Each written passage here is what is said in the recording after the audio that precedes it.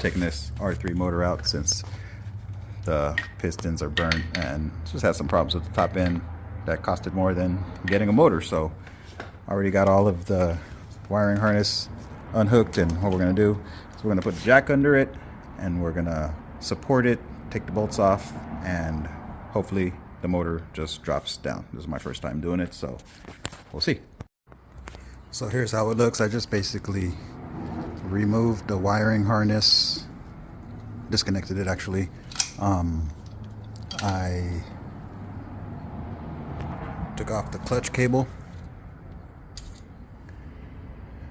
a couple of other hoses and connections. I'm going to use this floor jack to support, so I'm just going to put it right under the pan like that, and I'm going to bring the jack up a little bit just to support. A couple of the main nuts are right there, one on the other side. That's all I see so far. Using my breaker bar because this little thing is not going to get it. I went ahead and go in here and break them loose really easily. So if you don't have a long breaker bar like that, get you one. Really handy. So all the bolts are off. This is the last one. As soon as I pull this through, the motor is actually off the bike. And there it is. Now that it's detached, we're just going to let it down. There it is. Brought the motor down. So this is the old motor.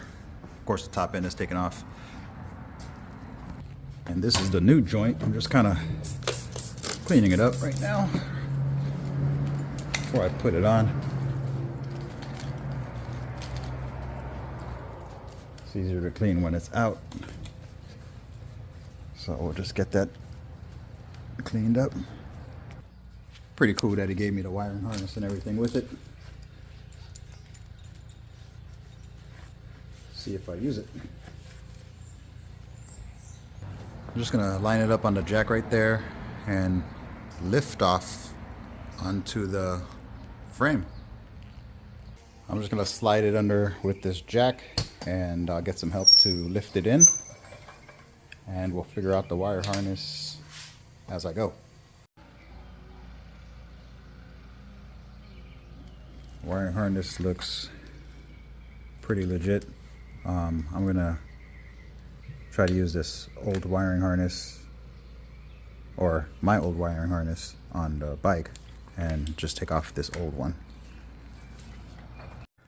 Okay, here it is. This is the old wiring harness right here. I just took off of the motor that I just purchased, and I'm just going to use the wiring harness that I have here. So I just have to line the motor up. This is the main bolt for the motor. It goes right through here and all the way in there, just like that. So put the motor in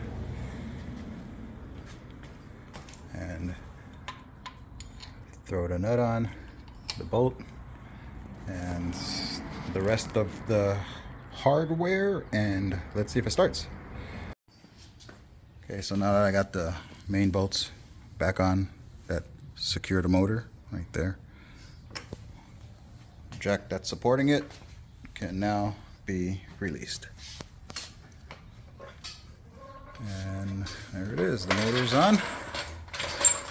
Now we're gonna mess with the wiring harness some more and try to get it to start. Also, gotta slap the radiator on and the exhaust. Okay, it is coming back together. I have everything connected. I have to do the exhaust now. Radiator's on. I don't have the chain on because this sprocket has a couple of teeth missing, so I'm gonna switch mine off. This is the old exhaust, the one that I bought for it. Still has the cat converter and everything else, but since the guy gave me this header straight pipe, I'm gonna go ahead and put that on. So besides the chain, because the sprocket I need to go ahead and change, I have everything else together. I put the gas tank on, battery, exhaust, did the straight pipe, hooked up the clutch. On this side, hooked up the throttle cable, of course, and radiator, gas tank, and all of that. So I'm gonna secure everything, and let me just get a first start out of it real quick. Looks like the motor's on pretty secure. This exhaust is nice and tight. Okay.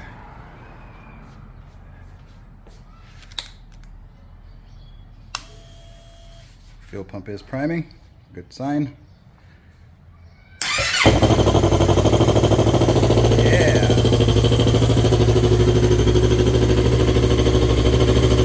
Starts right up.